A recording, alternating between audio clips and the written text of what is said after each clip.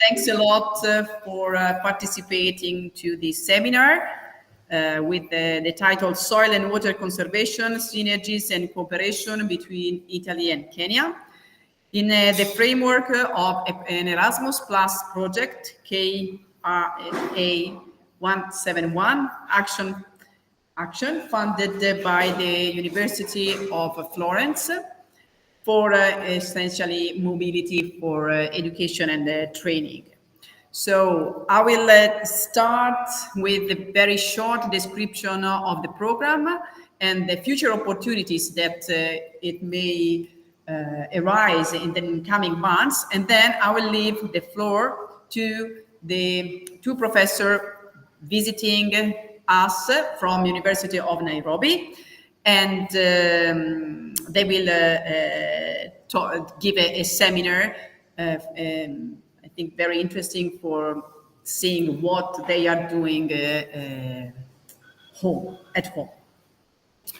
Okay, so regarding the Erasmus Plus, it has been actually a 36 months project. We are now arrived at the end because it is finishing next Thursday, so the 31st of July, unfortunately, I would say, because it has been really a good project. And we have two coordinators because it is a joint action. So we have a coordinator from University of Florence, that myself, and Professor Duncan Onyango Mbuge from University of Nairobi. And I want to also outline the fact that there is an ongoing international agreement between University of Florence and University of Nairobi, and we signed the renewal of the agreement, so it is already 7 years that is going on. And I think we had really important results, mainly in terms of exchanging, in particular exchanging students, but not for research in terms of applying to project, because we didn't find a suitable code yet. But I'm sure that in the coming months and obviously years, we will have the opportunities to work together also in a project. Okay, so the financing amount was 80,000 euro. And here are the subject, and here are the results of the mobility. So the mobility was mainly incoming. So we decided to give to University of Nairobi more opportunities to come to Florence. And in fact, we planned 8 PhD students mobility and 3 staff mobility. What we got instead is actually 4 out of 8 students mobility, PhD, and 2 mobility out of 3. So considering the problems that we really faced related with the visa issues, I think it is a good result. We didn't have the possibility of hosting the PhD students that were planned in this semester because it took so forever for getting the funds. For students, it's much faster for a professor. So in fact, we got the possibility of hosting Professor Duncan and Lilian. So this is a good result. So here are the picture of the students of the previous, of last year. So we made the final event in July 26. So the 4 students that went here, that went here for actually 6 months, I know that they really got important advances in their research because they are quite finalizing the PhD, because the mobility helped to writing papers that were fundamental for them to finishing the PhD. And here is a picture that we took yesterday with some colleagues. So these are the PhD students. The tutor here were Professor Dalla Marta, 2 of them, Professor Caporali and she is in the School of Engineering, and myself with some other researchers that help me obviously in supervising. So we had, regarding the mobility outgoing, so from UniFi to University of Nairobi, unfortunately we opened the call, but we didn't have any students that wanted to go there. So we didn't, we have to put 0 as a student mobility, but we had the staff mobility completed because through two professors, Professor Giordani and Professor Mastro Leonardo, went last year in July for 1 week with hosted by Professor Duncan. So here is the picture. Actually, I think this is Obiero. Unfortunately, he would have come here, but he had problems with the visa for the interview and so on. I had also to go there, but for some reason I didn't go. So I prefer to host them instead of me going there because I think that I could find some other opportunities.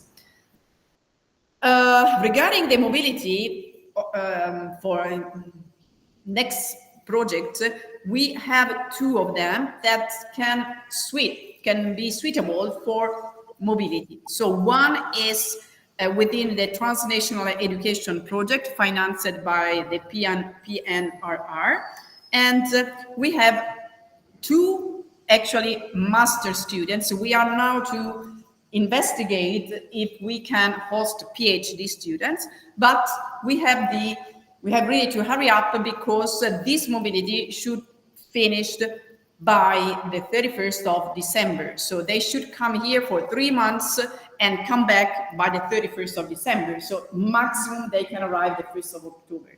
So we are on the way because the call is open and it is closing on Thursday. So we will see. There is another one funded by PNRR, but it's called Wagon to Africa. And we have also some other mobility. And this is what is planned. I'm not sure it's like this, but there will be maybe some changes, but not too much.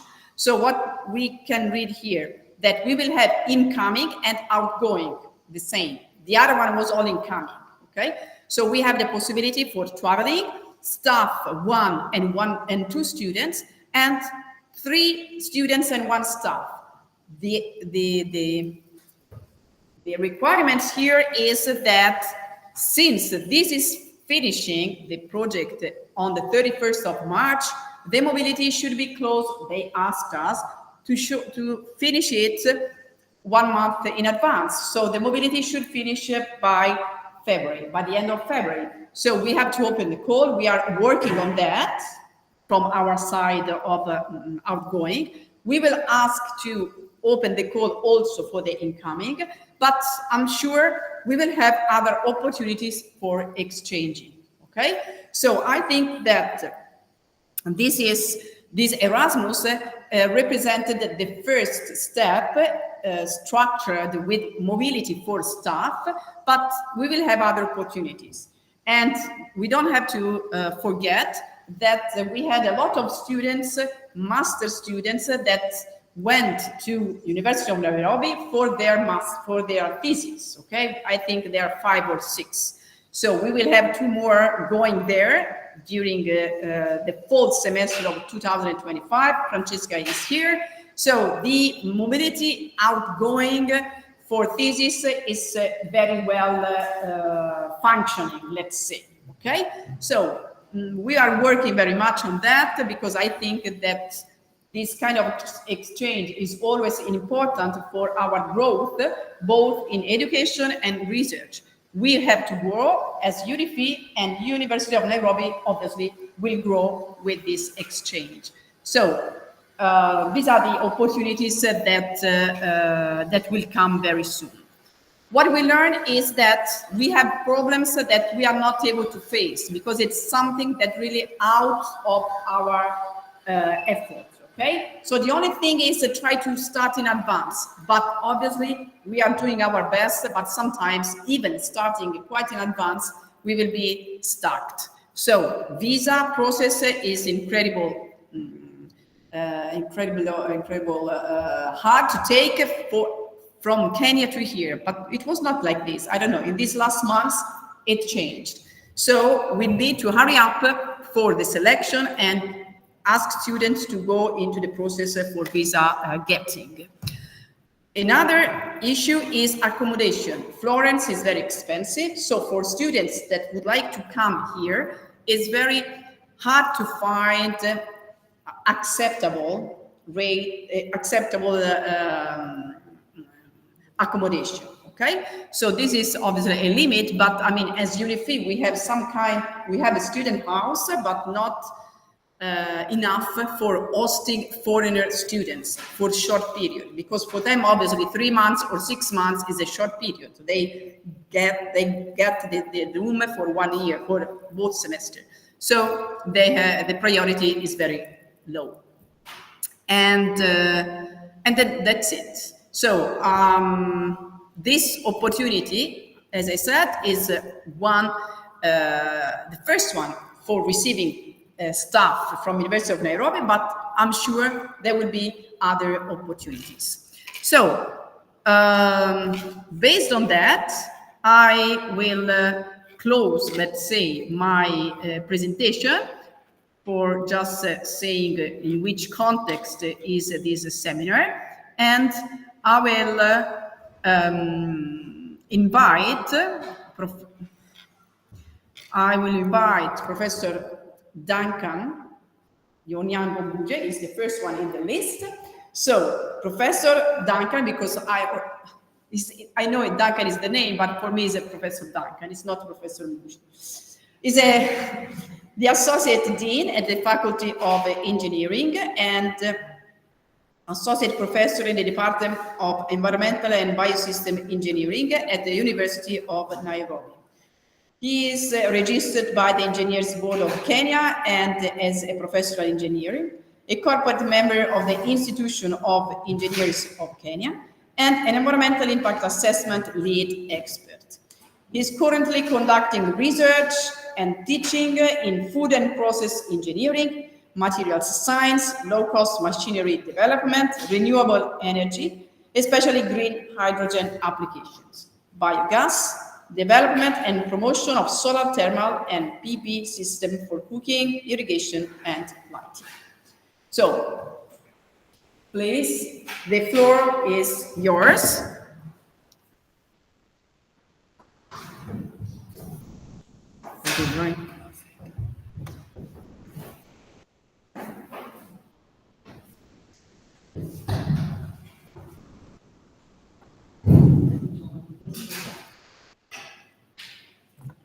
Well, I must say thank you very much, first and foremost, for this good and very informative introduction of the project.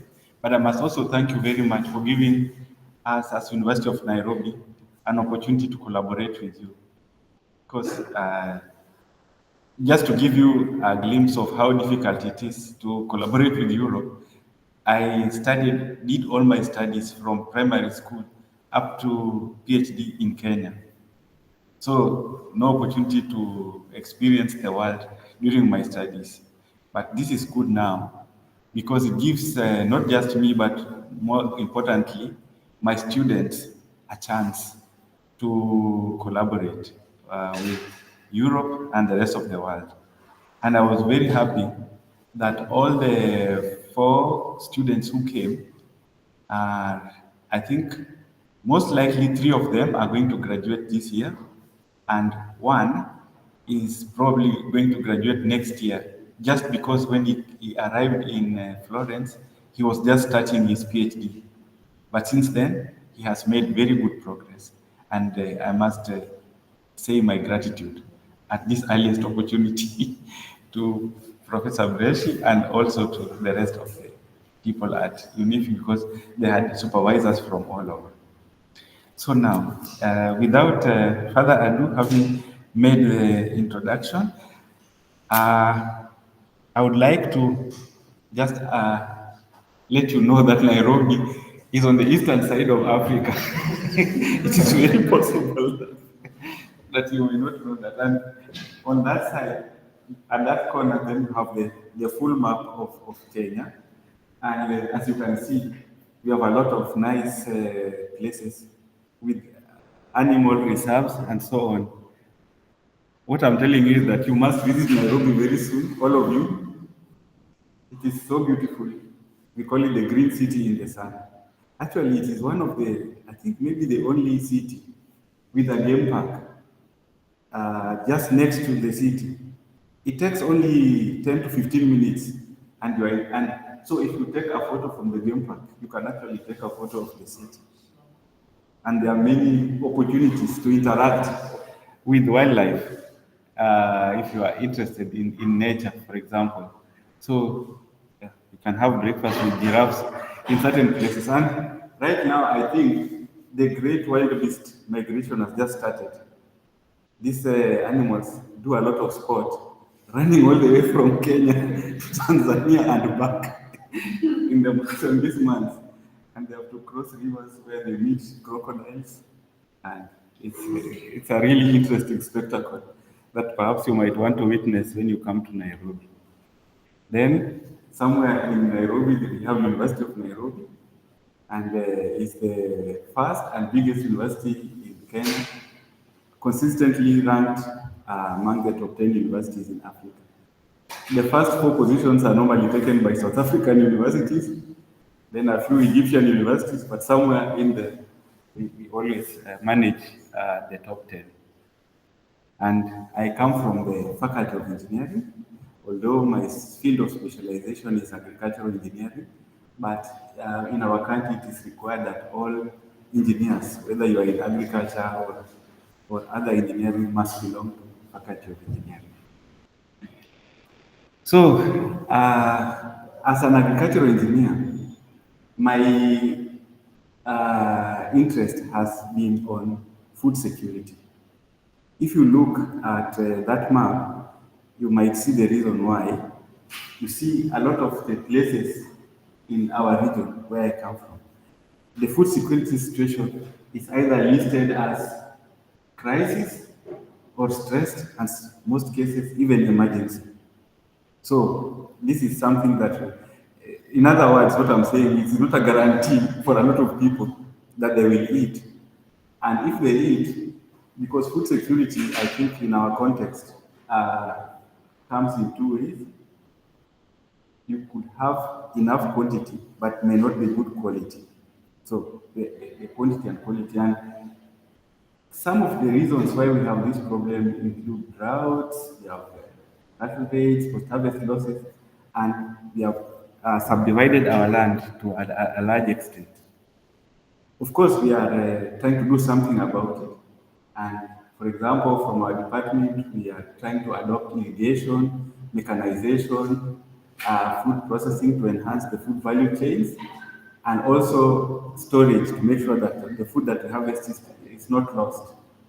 We are also in livestock farming and energy production, and we are trying to look at this type of technologies, appropriate technologies that work for us. So, in my first job, I was employed in an organization called the Kenya Rainwater Association.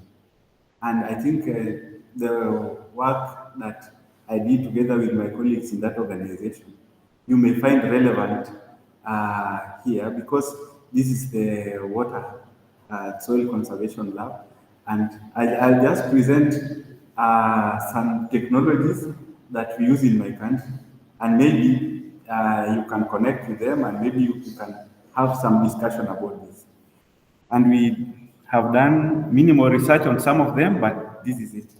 So, for example, the first one, of course, the reason I put this first is because of one lady here called Francesca, who is interested to work on road runoff or catchment systems.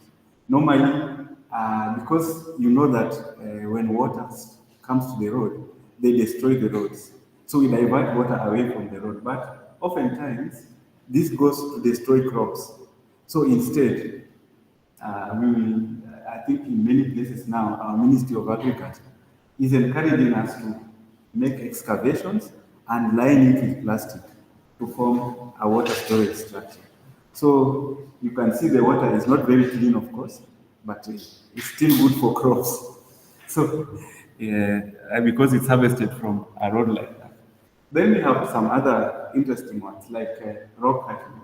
In certain places, if you have a large rock outcrop, you can still harvest water from something like this. And you would store it in a tank, or if you have an opportunity, you can make like a dam out of that and still get that. We have, right now in Florence, of course, it's quite warm, but I don't think the temperature goes beyond 30 degrees. In Kenya, some places you get 45, 48 degrees centigrade, and in places like that, it's all the water will be lost to evaporation. So sometimes, where the riverbed allows, if you have a riverbed full of sand, you can actually construct a wall across the river. And even though you don't see the water behind that wall, but it's stored inside the sand. One, to avoid the evaporation, and also the sand itself can also become a water purification medium. And when you want to get the water, you can dig a shallow well to enable you to take it out. So perhaps you're familiar with some of these, but then we also have earth dams. These are very popular in Kenya also for both livestock and crop production. This is one we did by Kenya Rainwater Association in the year 2000. I participated in working on this one. Then rainwater harvesting sometimes is very good when we do it in schools, so that so as to encourage the students to develop aspects of hygiene, and also for tree planting and gardening. And I have a few pictures on this. For example, some of the projects, maybe this gives you a better picture. That is, of course, the school block, the building of the school. But then, this is not a building, it's a plastic-lined reservoir, which we have covered again with a roof to prevent evaporation. And from the roof, you can still harvest more water if you want to put inside. And you pump that water and bring it to a small tank, and therefore you are able to do some simple drip irrigation for schools. And we have what we call the school feeding programs, because some people come very far from schools, and therefore we prepare meals in the school. And projects like this help with the school feeding programs.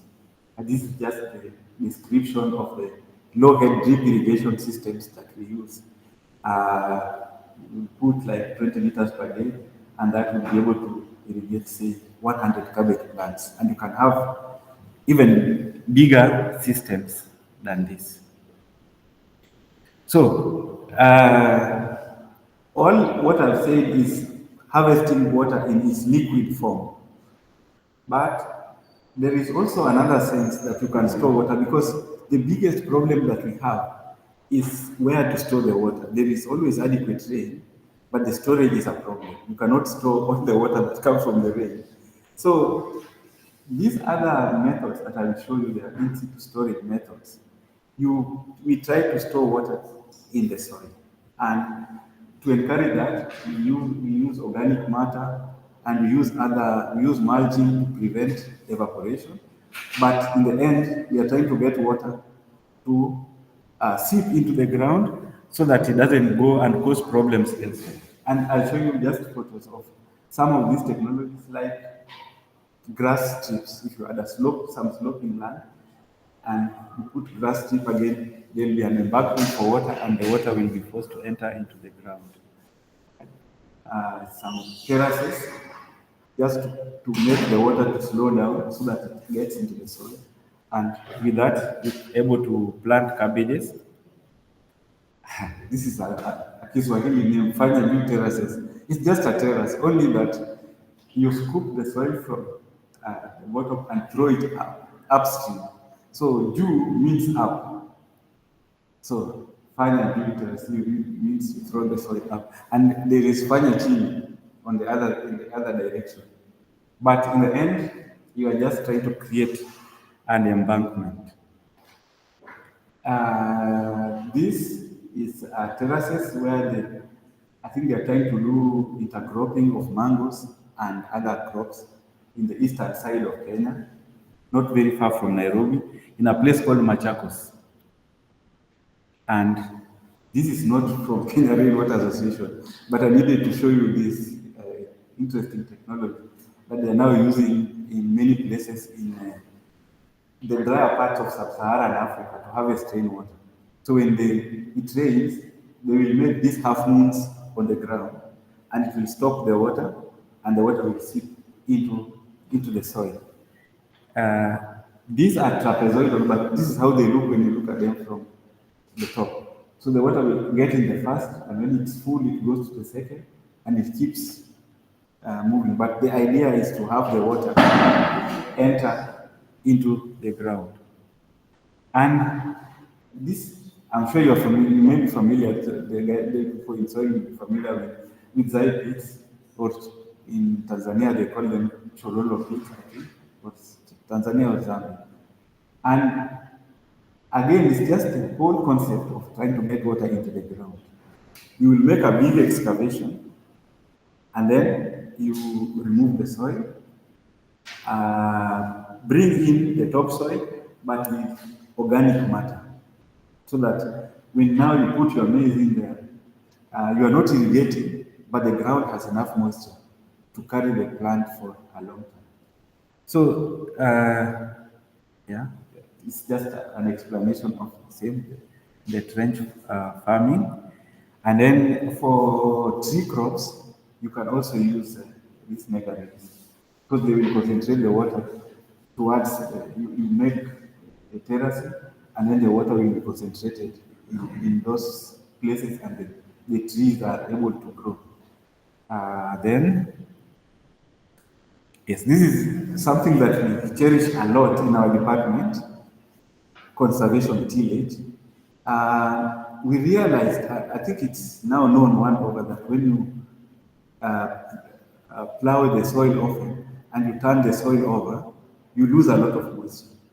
So right now, I think some farmers are beginning to adopt this technology where you do not touch the soil at all, or you just touch minimally, and you maintain organic matter on the surface, so to encourage the retention of moisture.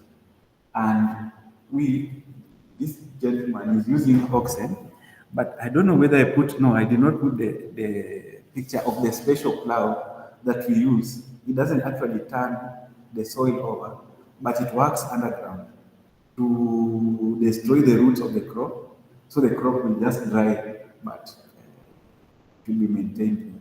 So this is very good for the semi-arid areas where it doesn't rain very often. Then employing techniques like this. Recently I was doing some work with the Ministry of Agriculture, and they are maintaining this intercropping. You have your maize crop, it's dry, unfortunately, but in the middle you see you have got pumpkin. So it covers the whole area and really minimizes evaporation. So you're able to benefit from both. Even if you think about nutrition, you still have your pumpkin, you have your maize, but the whole ecosystem is quite well. So then there are other technologies that for the livestock area. This is I just wanted to put this for the dams, definitely not from Kenya. But this is what I wanted to show. Some technologies that are being used now to scoop dams. We have oxen, but we don't have a bulldozer. So these guys will tie 4 oxen together, and they use this dam scoop. So if they move from one side to the other side, they have scooped a certain amount of soil and move back again. And before you know it, you have a dam. This works well for light soils, of course, not all soils. If you have a rocky surface, it may not work well. But because we are encouraging a lot of people to scoop these earth dams, this is a good technology. Then, of course, we have also sand dams that we use, or subsurface dam. At least you have got the wall, and then behind the wall you have got the storage. But yes, Do you have a local name for sand dams, or you use the English name? I think the names would be very local. But like they are very common in a place called Ukambani, and they would have a name for it. Only I don't know it. Yeah, they would be for sure. There would be names, unless my colleague. There would be local names. Yeah. Yeah. So, but in Kiswahili, I think it's called Sri Lanka. I have to confirm that. It's the general name for a dam.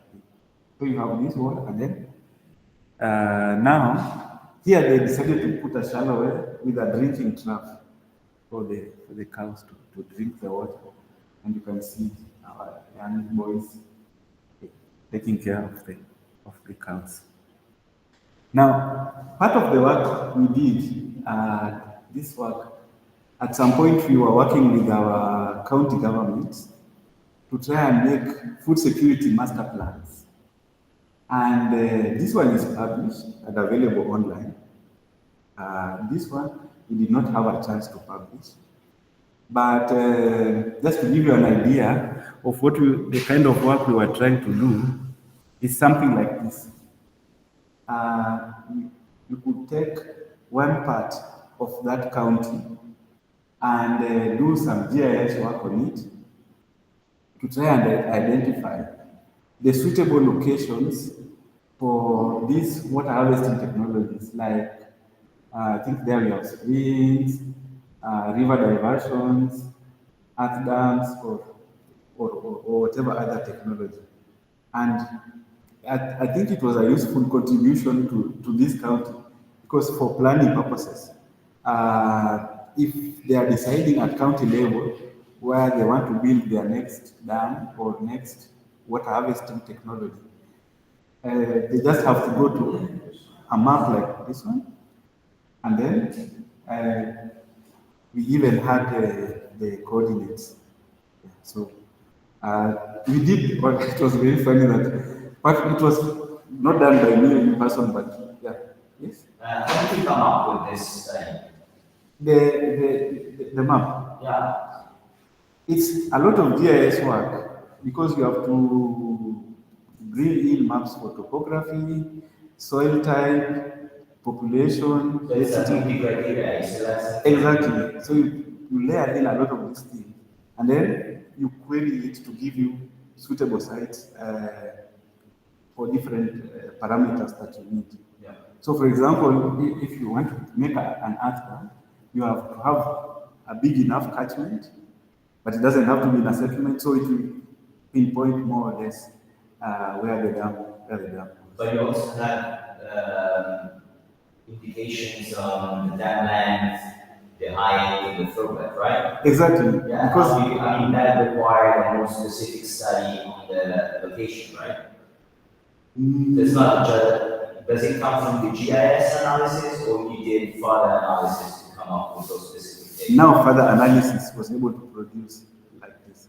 But at least the GIS was able to point us to the possible locations where you are able to put dam sites, just to help them. Because at that time, we had just, we didn't have county governments before, but at that time our country was divided into counties, and the counties didn't know where to start doing some work like this. So we were contacted by the Catholic Diocese of Lodwar in this region, because the Catholic Church was trying to do some work, and therefore just to assist the county to know where to get water. Because in this region, we have people who keep animals, and they are nomadic. So to help them, of course, then we needed to put the different sites. It may not be 100% accurate, but at least for planning purposes, it was good. Then now, when you want to do the actual dam, then you go down and get it. Question: when this study has been done and is any of these potential debt sites has been realized? The work was done in 2012, between 2012 and 2014, and after it was a consultancy. So we did the work for Diocese of Lodwar. We handed over the report, but they have allowed us to put it on. You can actually, if you this book with the beautiful Turkana girl is actually online. So you can actually get the details. So we did the work, handed over the work, and went away. But I remember there was a presentation ceremony where we gave the book to the governor of the county and told him, now, this is food security master plan for you. It has a lot of details, even different. You see, this community is normally just keeps livestock. So, but livestock has a problem because sometimes they lose all the animals during the droughts. So we were trying to find also alternative livelihoods. That's why this picture is interesting. A picture like this of this Turkana lady most likely is to be in front of a herd of cows. But we changed the picture. so this was an actual picture that we took now in Turkana some months later, where they are actually growing sorghum for alternative livelihood. So you lose all your cows, but you are able now to do something else. So I could. Yeah, but we can discuss that some. So in terms of water and other things, that's basically the kind of things that we are working with. And different students at undergraduate level, postgraduate level, do different investigations. For instance, Dorcas, who was here, for her master's degree, she studied sand dams. Vincent did irrigation, but generally different students do different, technologies are different. I have to check my time to see whether I'm taking. So I'll just share with you certain other things that we do in our department. Maybe you'll find somebody around here who's interested, or maybe something. Because part of the problem we have, we are not mechanized. Our agriculture is really manual, like in the first picture. But how much can you do with that? So the dream is to come here, but this is also expensive, but also our land sizes are small. So in the meantime, we have been trying this intermediate technology where we use oxide. It's somewhere in the middle between human and so we have tried to use this for the longest time. But even this is a problem because if you have to maintain 4 bulls for a whole year, it's really a lot of work. So we are trying to see, are there alternatives that we can use? So we are trying to toy around with all manner of machinery. For example, this is a potato harvester that we are trying to see whether we can drive with a motorcycle. So because there are a lot of motorcycles in Kenya now, many of them, and we are trying to see, are we able to, because instead of, motorcycle just needs fuel, but cow needs energy. This is a simple way that just for driving across the farm may not work for all the soils, but then we can make an electric version. This we are working with some partners from University of Cascine, and they're trying to see whether we can develop an electric version of that one. And this is a fruit picker to improve the quality of our fruits. We grow a lot of mangoes in certain parts of the country, and perhaps this can help them. So that's what some of the work we are doing in mechanization, but we are also working on to enhance the post-harvest value chains. So we are trying to do some evaporative cooling. Remember, we are working in an environment where we don't have a lot of energy. let me put it in perspective. The amount of electricity we produce in Kenya is less than 3,000 megawatts.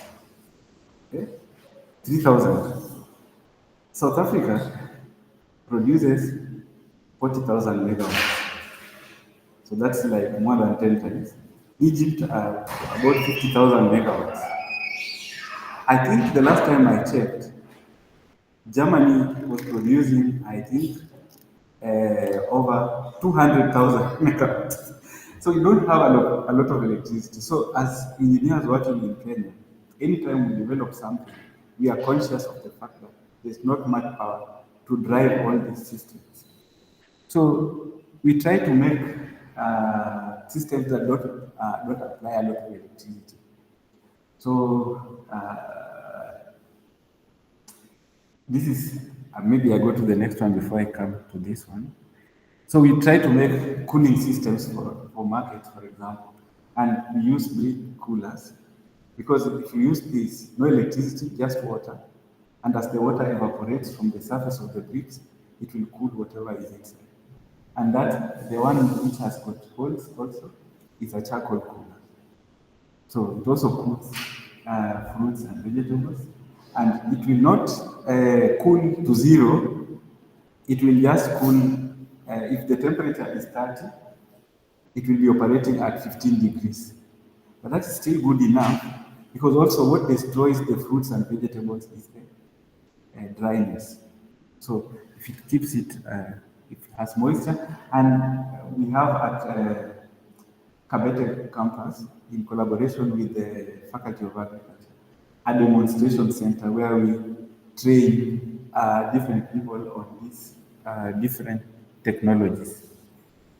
And so far, at least from the work that we have been doing, this is where the technology started, with wood and charcoal and wire mesh. Then we came to aluminum and expanded steel mesh, and now we are using fiberglass panels to still make this. And for the materials, it's not all places where you are allowed to use charcoal for environmental reasons, but we have other materials that we can use as a medium for the cooling process. And this is the latest that we made.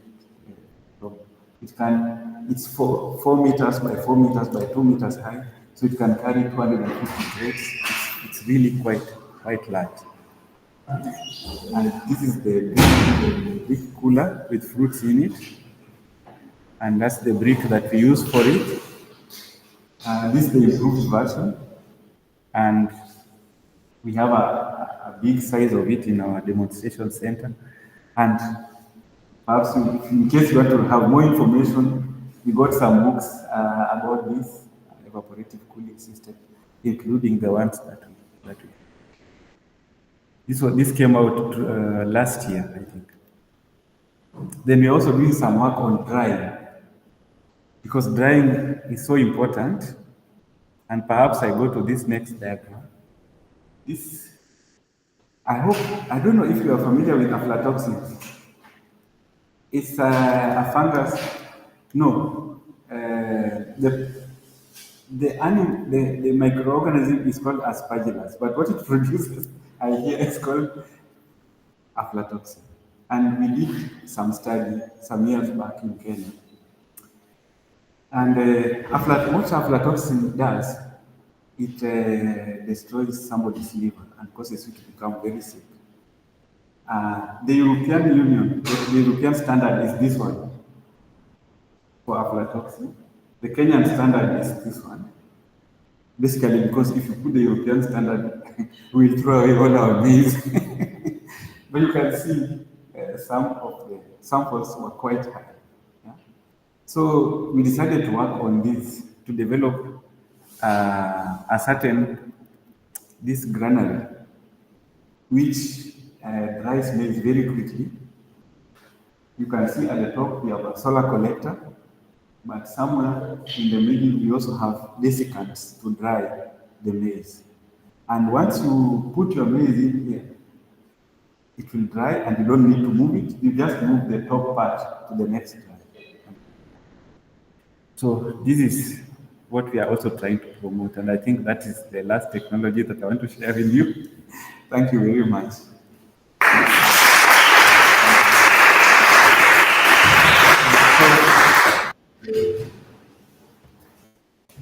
Thank you very much for this excellent presentation. So we had really a very open overview of what you are doing over there, and which are also some line of research that can be explored jointly. Obviously, you know that the School of Agriculture is collecting a lot of expertise, so that we could really enlarge the collaboration with the other groups, research groups that are working in a subject similar of what you are doing. So thanks a lot. Thanks a lot very much.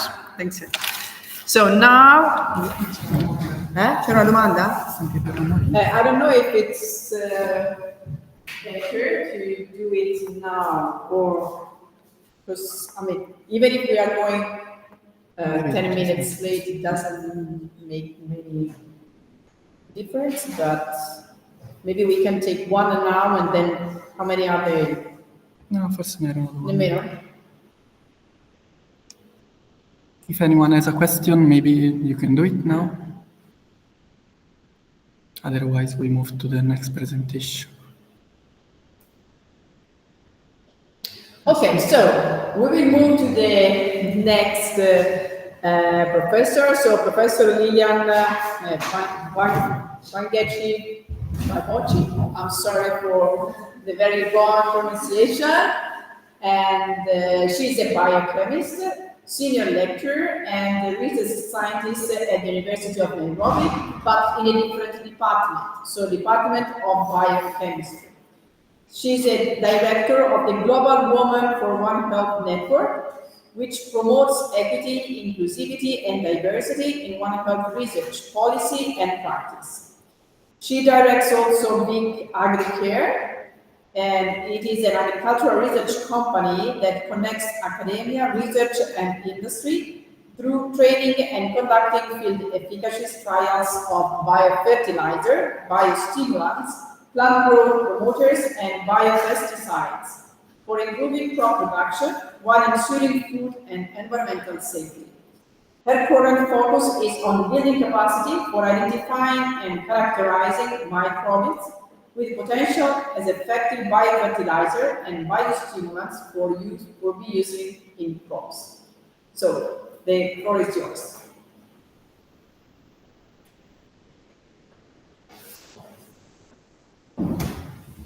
So thank you, Elena, for the introduction. Thank you, everybody. Thank you for the invitation, and thank you, Duncan, for giving me the opportunity to come for this mobility. So it's a different outlook. I am a biologist, so not very many figures. So I'm going to give you just a small presentation to try and look primarily at biostimulants and plant growth promoters, but I'll also introduce you to two other faculties that are not engineering, that work in agriculture, which would be aligned to the work that you do here at DAGRI. So this is somewhat the outline of my presentation. I won't follow it very faithfully, but it is briefly the sort of outline for it. So let's first look at the University of Nairobi, and I know Prof has introduced you to the University of Nairobi as it is, but this is the university, the main campus. The main campus is a campus. Their campus is just behind the main campus. This is where the administrative offices are. We have 6 campuses. Our campus is different from their campus. It's called Chirobo campus. And it has also 5 satellite campuses. So there's big campuses and then satellite campuses. We have 10 faculties. You'll see which ones they are. We have a big student population, about 10,000 postgraduate students, a good number of master's students, but also a lot of PhD students. We have many academic staff members, and he alluded to how we are ranked nationally and internationally. We almost always come first nationally. On 1 or 2 occasions, we have been surprised by coming second, but we usually come out first. In Africa, we are ranked 8th currently. We can sometimes be better, but this year we are ranked 8th.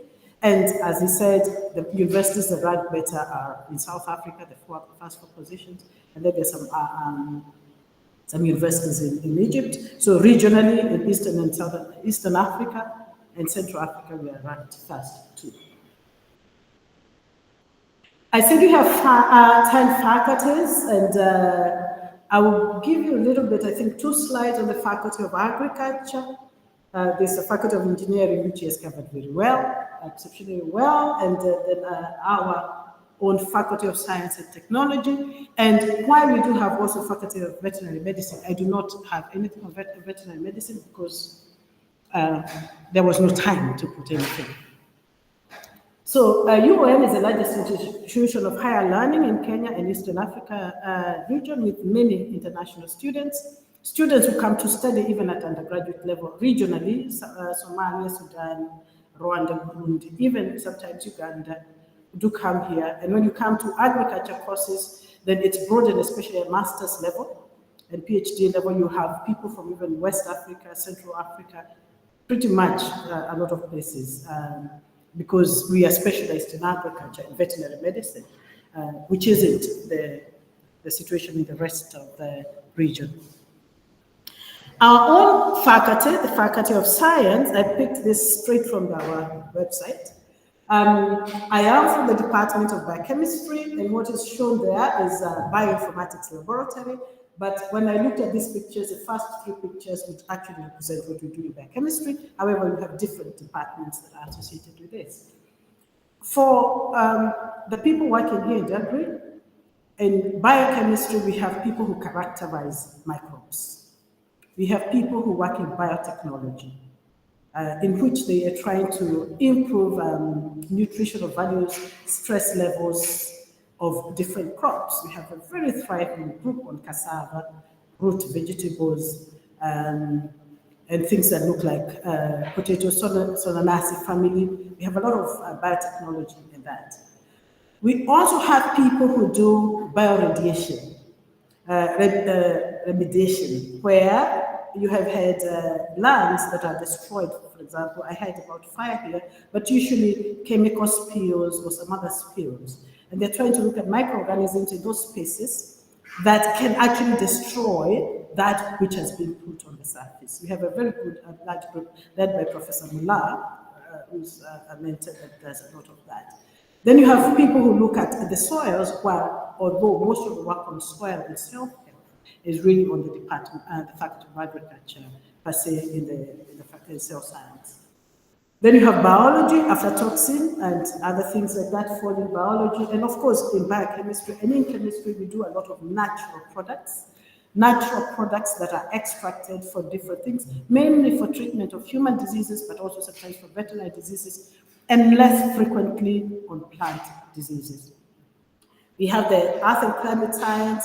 So this includes geology, geography, meteorology. So it's a whole group of people, and they will do a lot of work in those fields, and I am not as familiar with that.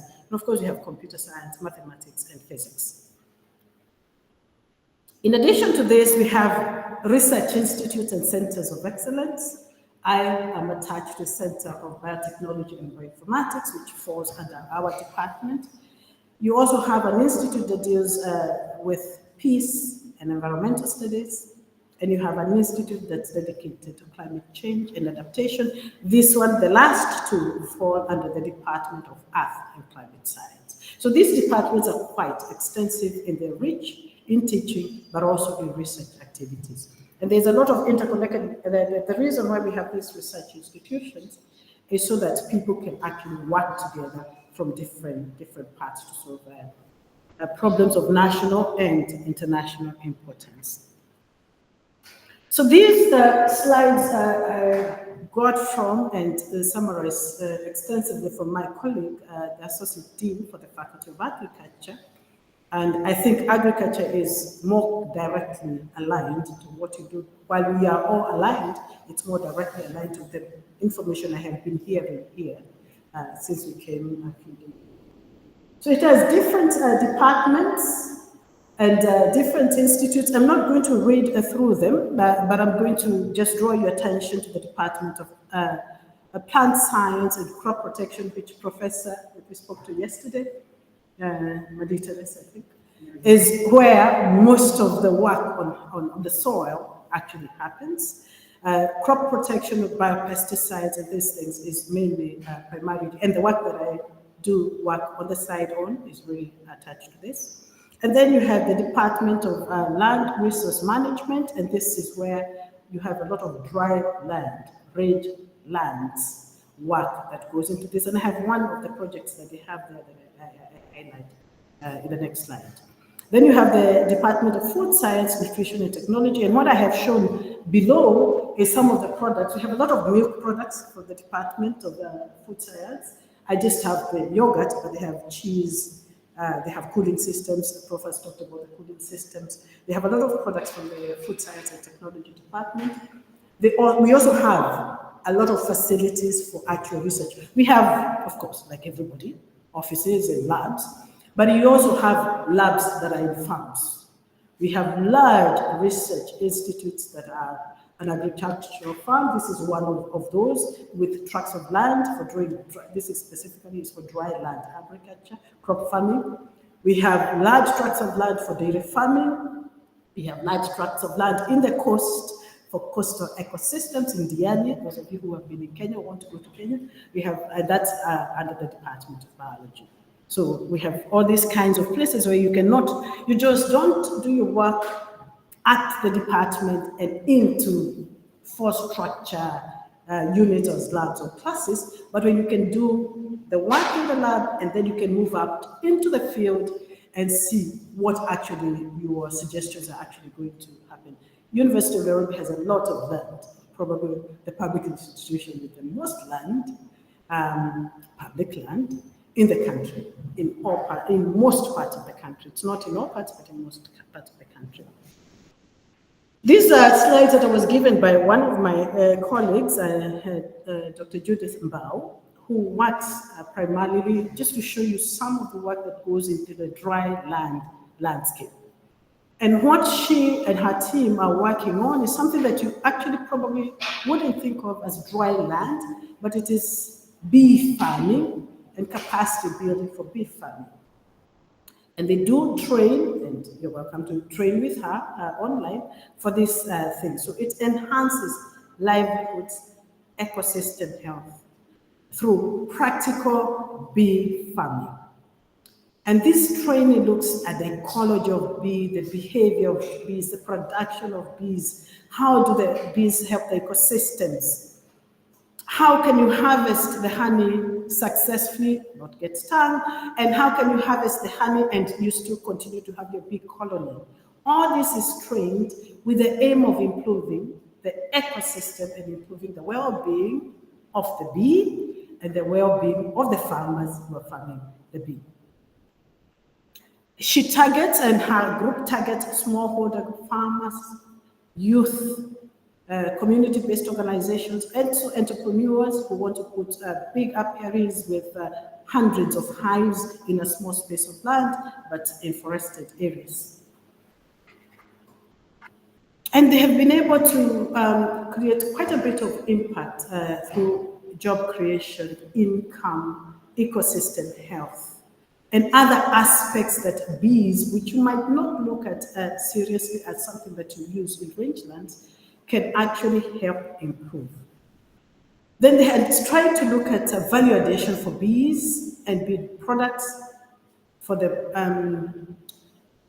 pollen, for the venom, bee venom, for wax, and for other things that can come out of the production of bee systems. Her contacts are given here. I know one of your colleagues talked to us about bees, and that's why I actually asked for a slide or two in this. So that, in a nutshell, is work that is being done overly by our departments and our faculties, Faculty of Science and Technology and Faculty of Agriculture, which I wanted to bring to your attention just in case people are interested in research. Now, why am I here? I am a chemist. I do molecular biology, and actually I work on health. And I've said this several times. I work in health. And I'll give you a short story. I was born in a village in Kenya by a mother who was an elementary school teacher and a father who was a civil servant. Very little income, but with 8 children to feed. And in the village. So what did we do, like most people in our village? We actually embarked seriously on farming to produce our food to consume. Otherwise, we would have been hungry. Okay? Then, luckily for me, some Catholic priests took me to boarding school, and I learned, and I moved, and I was educated both in Kenya and in the US. And then I got married to an agriculturalist, and I loved planting crops. But he was a crop protection guy who loved biological materials. And he started this research institution to make sure that we are connecting all this research that those of us who come out here everywhere see. How does it get to the farmer? How does it get to improve food for us, safe and adequate food for us, as mainly as Kenyans, I'm sorry, but also food that we can export out so that we get money. And then he started this agricultural research company just to make sure that there's that connection, both for training and trying for products that are good.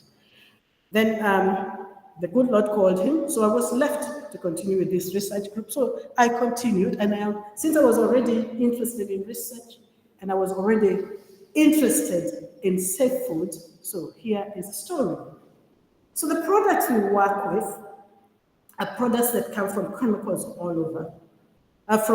We do some chemicals, but for bioproducts, we have biostimulants, we have plant growth promoters, we have biofertilizers. These are the 3 names that I used, and I'm sure there are some other names that I used. And these products are brought to us by companies to test them for their efficacy. But why do we care about this? I'll call them plant growth promoters because really that is the overall norm. Why do we care about them? We look at our country, Kenya. Prof has shown you a lot of dry lands. There is some not dry land, but most of our lands is dry. Most of our people have moved into towns. Most of the people are not farming, but we were 30 millions when I was a teenager. Now we are 50 million. It's a number of years, but still, yeah. So we've doubled since I have been an adult. Okay, so we need to eat. This land use change. What used to be agricultural land very near the city has become settlements. This is where we used to get most of our vegetables. So now we are pushing vegetable farming farther and farther into dry lands. Because we are growing too much vegetable and putting so much chemical fertilizer, and I always say I have no problem with inorganic fertilizer, but we put so much of it and we do not try to get the soil to recover. So that is causing land degradation. There is climate change. When I was young and younger, not even young, you knew the seasons, you knew when it would rain. And it would rain and you'd harvest your crop. But now the rains have become far apart, and when it rains too much. So the effects of climate change are really very evident in our societies. There's soil degradation. Why? Overcropping, overstocking, too much farming over and over again. So there's so much soil degradation. So we must look for ways to improve our soil, to improve our practices, so that we are constantly getting enough food, enough healthy food, by not changing the environment. So food is important, enough. Food that is safe, does not have excess chemicals, MRLs, so the maximum residue levels should not be reached. And our environment, so that those microorganisms that a good professor works with in the soil are kept, because we need those microorganisms for oxygen fixation, for phosphorus solubilization, and for all these other things. So, and then our people are more conscious of safe food. They want organic food. And when we bring our food, our fruits and vegetables to the European market, you guys also want organically grown food. So there's a very big market for organic food. So that gives us to products that could actually help us meet this need, generally referred to as plant growth regulators. They are going to enhance, they could be in both ways, but the ones I'm interested in are the ones that enhance the production of food. They promote the production of food. So plant growth regulators are simple, small, simple chemicals produced usually naturally by plants, and they regulate their growth, they regulate their development. Sometimes they make the plant more resistant to disease or more resistant to stress. But it can also be synthesized artificially. They active in very low concentration, so you don't need to give a lot of it. You just need to give enough at the time that is required.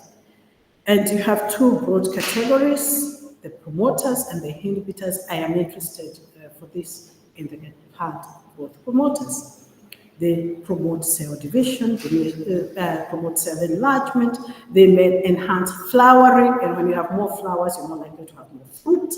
And they may also enhance podding, if you have like French beans, which I work a lot with, podding, if it is like potatoes, which I also work with, they increase the number of tubers that you get, which means you get more food. The inhibitors are also there, but they are not the focus of this presentation. So what are these types? They could be microorganisms. The most of them are Azosphyrium, Pseudomonas, and there's also Bacillus. I'm not sure why I forgot to write Bacillus, but there are Bacillus species also that are used. There could be natural extracts. I've seen a lot of neem extracts, and what drove me to want to come for this mobility was I have been seeing a lot of seaweed that is being used as a humic acid, compost, and other things. I'm not sure whether that means my time is out or what it means. There should be some questions probably of someone writing in the chat. Okay. Then there could be hormones, and these are hormones that could be produced in the plant, but you could produce them and also give them to another plant. Have the same. And they function differently, enhance growth, root growth, stem growth, flower setting, podding, etc., fruiting. They enhance stress resistance. In our communities, the resistance we really look for is drought resistance and pest resistance to pests and diseases, and they help enhance nutrition. You could enhance the production of, for example, carotene, which might not have been that high in a certain vegetable. And biofertilizers are basically a subset, and this is very wordy. I try to make it less wordy, but it is still wordy. Biofertilizers, they're still a subset of plant growth promoters, but they are considered as a section of itself because in relation to fertilizers, which is fertilizers. A biofertilizer is a substance containing living microorganisms. For example, those ones that have Pseudomonas or have Bacillus, this would be considered as biofertilizer. When applied to seeds, you could do a seed treatment before planting, and it gives its ability to grow more. Or you could apply it just before planting on the surface or after you have planted at certain points during the growth time. And they colonize the area around the plant and then promote the plant growth. They promote the plant growth by increasing supply of available primary nutrients to the host plant. Some of them is they will solubilize phosphorus, some of them will solubilize potassium, others will just make nitrogen fixation more. At least these are the three different categories I've seen over and over again. The microorganisms, and because they are living organisms, if you don't put something that destroys them, if you add them to the soil and the conditions are right, they will actually remain in the soil for that season and the next season. So they colonize the soil and, from time to time. I have said what the main types are: nitrogen fixation, phosphorate solubilization, potassium solubilizing bacteria, and mycorrhizal bacteria. They have benefits because they are in the soil, so there's nutrient recycling. They reduce the need for fertilizers, they don't necessarily do away with the need for inorganic fertilizer, but they reduce the amount that you need. They enhance bioavailability of essential nutrients to plants and the soil improvement. So why does the use of biofertilizers and plant growth promoters matter to us in Kenya? I don't know whether it matters to Italy. I would think it would. Agriculture still is the backbone of our economy, although tourism might be overtaking it. But agriculture is still the backbone. The 22% of our GDP coming from agriculture, but only 13% of our people are actually actively involved in any way of food production. There is a need for sustained regenerative agriculture to enhance crop production, preserve soil health, and reduce costs for small-scale farmers who give us the bulk of our food and to enhance resilience to climate change. It also is important to note that we are not just saying biofertilizers because we are researchers and we want to do something new. I work with microorganisms, so I want microorganisms to do something that they haven't been doing before, therefore I want to make a niche for us. No. This is in line with strategies of the government. The big strategy that we've been working towards is a Vision 2030, which wants to transform many things, among them transformation of agriculture that is self-sustaining. Of course, it is aligned with several smart agriculture frameworks. I had a number of them, but I removed them. And also, when you look at the Sustainable Development Goals, everything that has to do with safe production of food and feed meet in several SDGs. I've just highlighted some, but it fits into many. So it's both for our national good, our human need, but also in fitting with the structures that have been laid out globally and within the country. So that's a lot of information that I've given, and I almost want to apologize, but I did not for that. So what have we been doing? Of all these stories that I've told you, what have we been doing? I've written these as case studies, and I'm not sure that's a right term, but I didn't know what to call them, so I called them case studies. So this is work that we are doing to try and see, do these biofertilizers or plant growth promoters or biostimulants, those are the different things that the companies call them, do they work, do they not work? So the government, through the Kenya Plant Health Inspectorate Service, KEPHIS, asks scientists, if you bring a product, it asks scientists to test whether what the product says it does, it does. And we work on, people work on different things, but we work on vegetables and flowers, and with flowers we only work with roses. But I've given, because I was talking food crops, I've just given some examples of crops that we work with. And primarily we work with potatoes, we work with French beans, we work with the cabbage family, and we also work with snow peas. So some of the products that I just selected, because I just needed one, but a few of them, they're either coded as biofertilizers or soil conditioners or biostimulants, are different names. And you can just notice the type of active ingredients. All these would easily be called biofertilizers, okay? Except maybe the seaweed extract, which I have absolutely no idea what is in it. And that is the most common one these days. And you can tell I have a problem with it. The others I don't have as much of a problem because we have no idea what is in the seaweed extract. So what do? We get the product and we do a very nice protocol showing how you apply it, how you correct the data, what data you will collect, and these are some of the data that we do. And you go out into the field, you plant it in the field where it will be open to everything that is out in the field. You look at germination percentage, and we have different sites. We have, I think, 4 sites in the central region of the country, mainly in the central and the Rift Valley region of the country, because of crops, the crops that we work with. So you look at, did the product affect germination, and you look at some growth parameters, which would be the above ground and the below ground growth. You look at the flower setting, you look at potting. We don't work with fruit trees. Those who work with fruit trees also look at the fruits. Then you look at yield, you check whether the product has any phytotoxicity or toxicities. And then you look at, is it effective for the for the farmer, is it of any benefit to the farmer? So what we do is we'll set this out in the ground and we'll compare different products. This is, I put this specific picture because this is from Naivasha. This is done in Naivasha, a place that used to rain a lot. Most of our flower farms are actually in Naivasha, and a lot of horticultural product is in Naivasha. But you can notice just how dry it has become. So so you guys are working a lot on dry lands and trying to. So I selected this picture particularly for that. So we do this study, we do these plots, we plant, we apply the product at least a number of different rates. We have a control, and then we compare the untreated to the treated.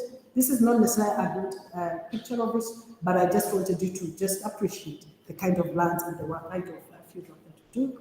Then we collect data. In this one, we are collecting data on root length and shoot length. I'm uprooting some roots, and my colleague is measuring the root length. And you do this for, you have a good protocol for this. And then in the end, you collect yield from each of the plots. I am not sure because it's not labeled, but different plots produce different yields. And then you do calculations. And you look at the yield, you look, how do the French beans look? In this case, it's French beans. Do they look like you could market them and all that kind of thing? This is another case study that I also put here, just so you appreciate it. This is also in another part of the country. This is in Kirinyaga. And in this place, there's quite a bit of irrigation that goes on.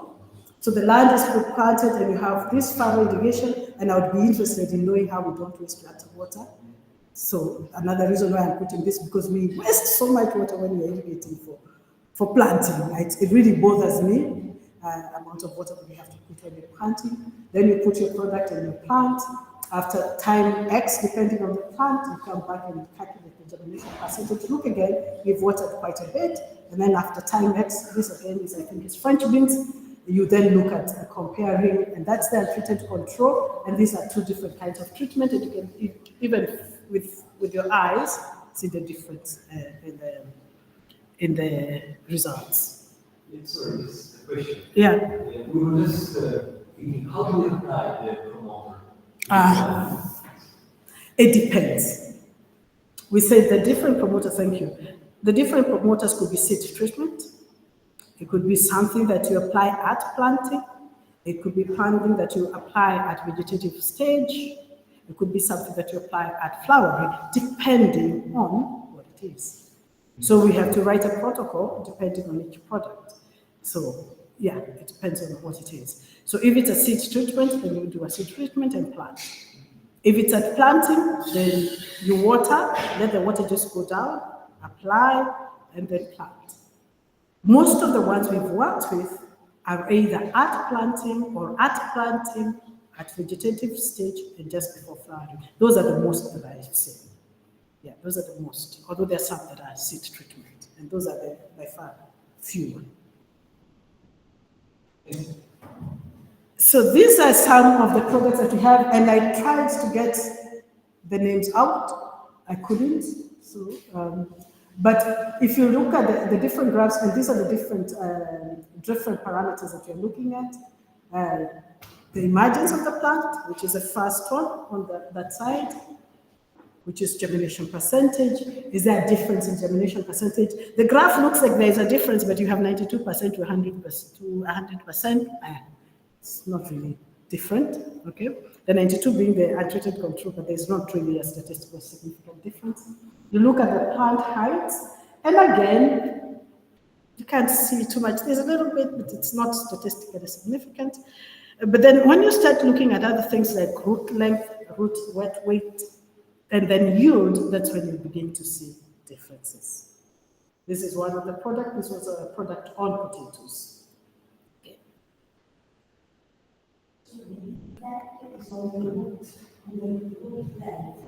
Yes. And then we do the length, and then we do the dry weight after that, so that you want to see, is it just the length, and then once you dry it, nothing. So we look at the root length, root wet weight, and the root dry weight thereafter, so that you see where is the effect. Is it on the shoot? Sometimes with the eyes you can't see anything, especially above the ground. Then when it comes to flowering and podding, you start to see differences. So you have more flowers and you have more pods, which you could, unless you went up to the end, you would not agree. Then after we finish, we calculate the cost-benefit analysis. I could go into this, but it's not necessary to go into this. You put all the things that you put into that plant, and then you see, is there a benefit to the farmer? The benefit is not always very great, but the goodness with these biofertilizers and biostimulants is that the next season becomes actually, you see a better, because you planted the same piece of land the next season, you actually see a more higher benefit to the farmer. It's another case study. Again, this one is in potatoes. And we also, we have the same, you look at the same parameters, the emergence, the germination, and you look at the height at flowering, you look at the plant dry weight, wet weight, and then you look at the yield. For this, you have a control which is an already registered product, and a control which is what farmers would generally use, which is NPK fertilizer. And again, you compare the different rates, and then you do your calculations. What would this look like per hectare, and what would be the cost-benefit analysis be? And again, you see, if you apply very little of the product, you will actually be unbeneficial to the farmer. So you also have to look at the rate at which you apply. It's not just apply. At what rate are you applying for that crop? In this case, the higher rate would look, because you're buying it more, might look more expensive, but when you do the cost-benefit analysis, it is actually the more effective rate. But it's worth noting that even if you use a biofertilizer vis-a-vis using NPK, NPK is still a little better, but the biofertilizer is giving you also environmental health, soil health advantage. So what are the opportunities that are there?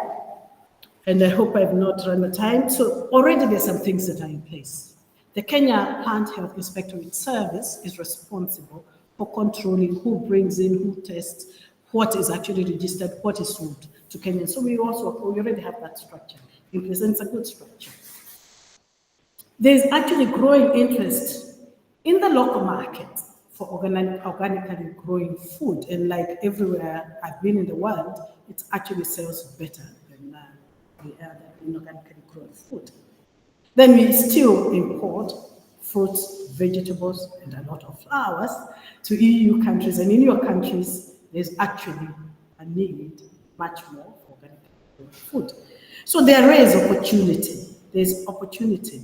And there's key interest among key stakeholders. I present this data to the Ministry of Agriculture directly, to the technical committee, and then finally to the ministry itself directly. And they are always asking us, why aren't you doing research on this to make sure that we are not just importing things, but we can also produce these things, formulate these things. So there's interest in government, in industry, and among farmers for biofertilizer. So this gives us an opportunity, and why I wanted to come to Florence, okay, to the University of Florence. So while we do have a certification system, it's not strong enough. I'm not sure whether the people in the University of Florence will be able to help that. Public-private partnerships for production and distribution of these bioproducts. Then access to quality products. Maybe you could be able to help, but I am not sure. But the ones in blue, I think we could work together on. Investing in research and development. Research on what works. And I hope even you farmers will be interested in these kinds of products. What works for which farming systems, for which crops? I had yesterday the term living labs. Now we have living labs. We have real living labs. So for our products, yes, you can help us develop, but even for your products, you have opportunity to use some real living labs within our country, and I know Prof has also shown some actual living labs. So you have serious stakeholder engagement that goes on. But my ask as a researcher, as a scientist, is for improved capacity for our students. maybe eventually for our farmers to use these technologies. This would be my ask. So what do I hope I have communicated? I'm sure you tell me what I've communicated, but this is what I hope I have communicated. It's the importance of using plant growth promoters, biofertilizers, biostimulants for sustainable agriculture. I hope I've also communicated that there are opportunities for collaboration outside of my project, but there are also other opportunities for collaboration with the University of Nairobi in the faculty. Prof did the engineering, so in the Faculty of Agriculture, in the Faculty of Science. And there's also opportunity for collaboration in this big field, which really is on plant growth promoters, biological plant growth promoters. Thank you. I want to acknowledge these people, Prof. Elena and Prof. Duncan, for giving me the opportunity to come here. And the team, we have had very good team. Lorenzo has been chauffeuring us around, and Prof has been chauffeuring us around. The other postdocs have also been very supportive. The other professors have also encouraged us a lot. The Dean, the Associate Dean, Faculty of Agriculture gave me the few slides that I presented on the agriculture. My own FST Dean for the support that she gives me from time to time. My friend, good friend and colleague, Professor Judith Bao, loves the bees, and she gave me those slides. And from the Vic Agricare Limited, Miss Christine Mwani, who is the technical lead in Vic Agricare. Asanteni.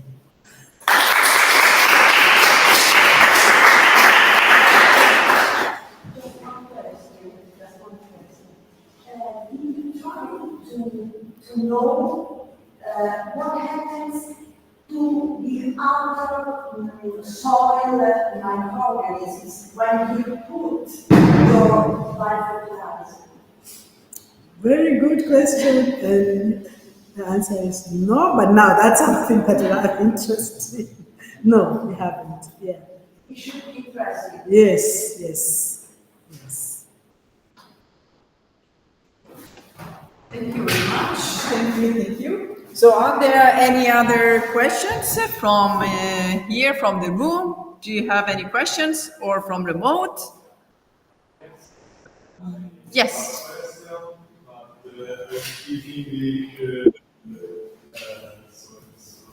Okay. Let's go. Huh? Sì. Sono uno studente di scienze e tecnologie alimentari che lunedì prossimo farò una Olimpiade, tra 2 mesi, e diciamo, mi hanno spiegato come è un'esperienza missionaria. He's a student from Food and Technology course, and he's going to Bolivia for 2 months, not for the university, but for another experience within the campus.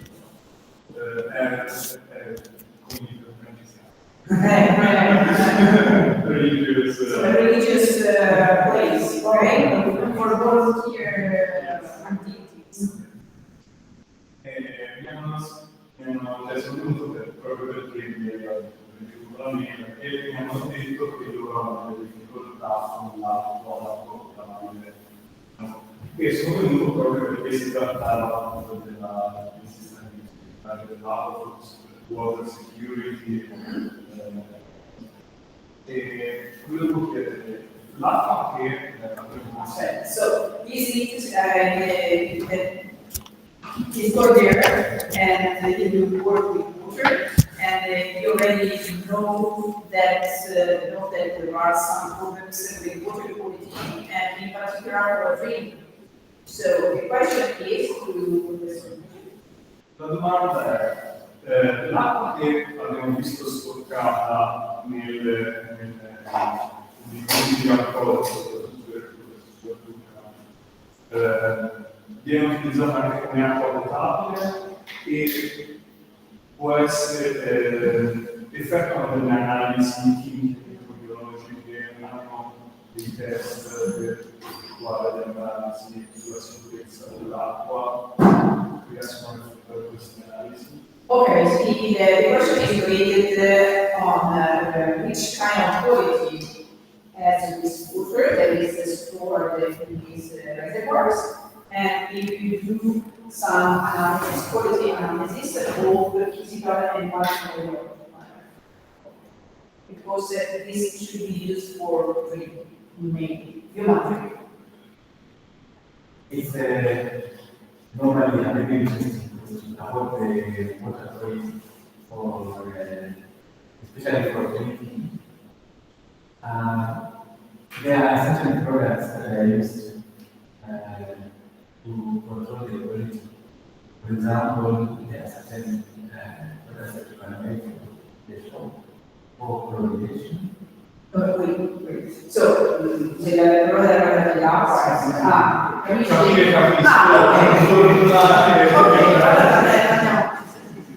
also for sedimentation, there's other products that you can use for those. But generally,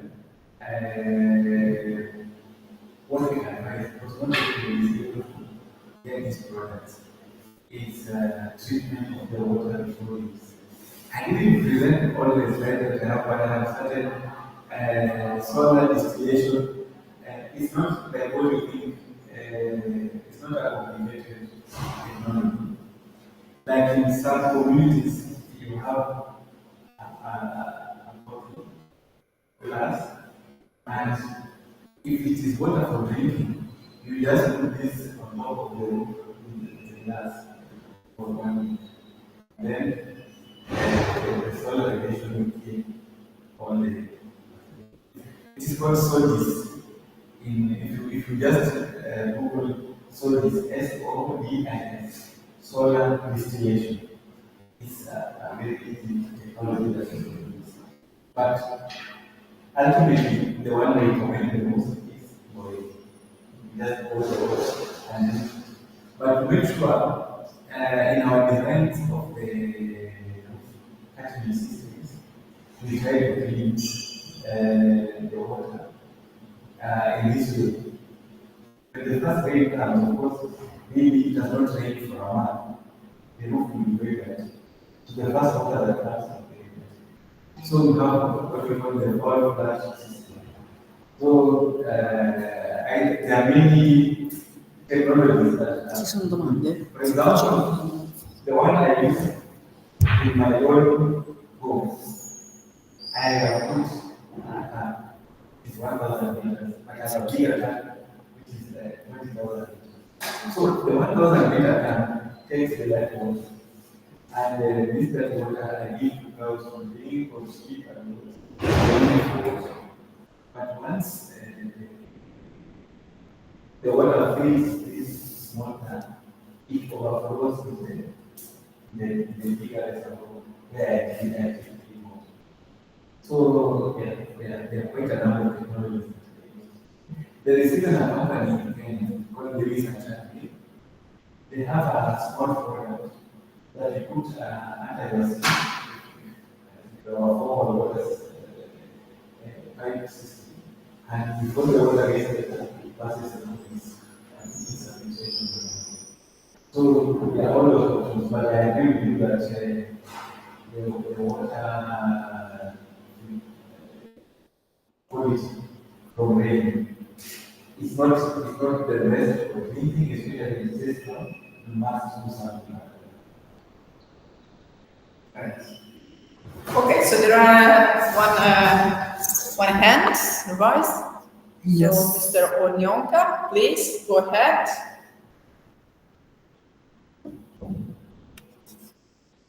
Okay, thank you. Thank you, Prof. Can you Thanks for. present yourself also?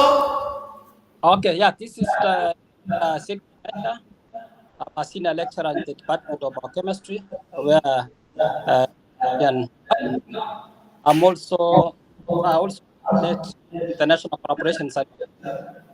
So first of all, I'm happy about the presentations, all the presentations, and I can affirm that the way Lilian said, there's an issue of food security, more especially in this part of the world, and in Kenya, food security is one the leading priority in the current government. I think the way she has presented about fertilizers, the government already used priority in synthesis of biofertilizers and also bio stuff. Yeah, so I'm happy about the presentation, and I believe that the existing cooperation between the University of Firenze and also the University of Nairobi will explore more of such opportunities, will explore more of such networking, and we'll think about maybe possibility of putting in joint grants like Erasmus or Lyson, etc. But I'm very, very happy with the existing cooperation, and I hope that it will become stronger and stronger. Thank you. Thank you very much. Actually, personally, I didn't understand too much, but it was not really a question, but it was a comment, okay, on the initiative. So really, thank you very much.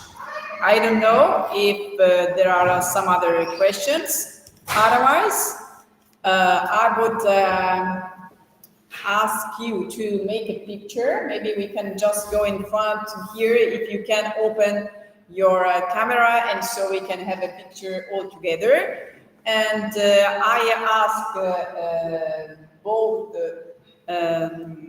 professors if they can share the presentation, so it would be very helpful for all of us.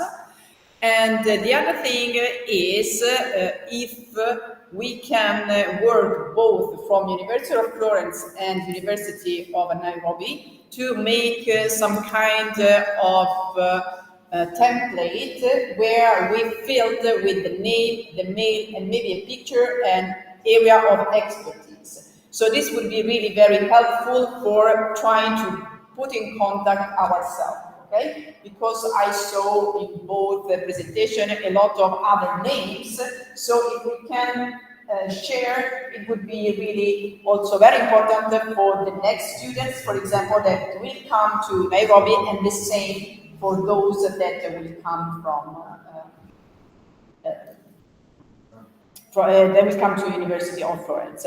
Obviously, I will collect those that you met. But, you know, School of Agriculture is very big, so there could be also some other line of research in which you would be interested. So my commitment will be to put it in contact with also some others. And I would like also to remind that the international agreement is between is a University of Florence agreement, okay? So if you would like, for example, to work with someone else in a School of Economics, a School of Engineering, you just have to let me know, okay? Because it is not only for School of Agriculture, obviously, okay? So we started with that, but the collaboration can be enlarged also outside the School of Agriculture, okay?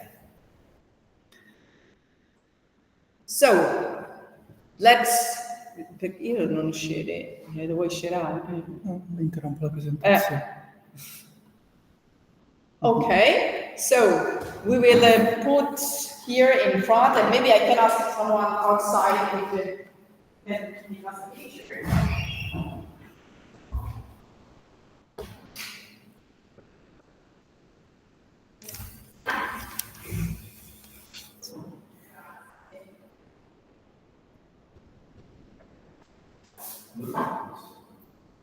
So we will move here, all of us.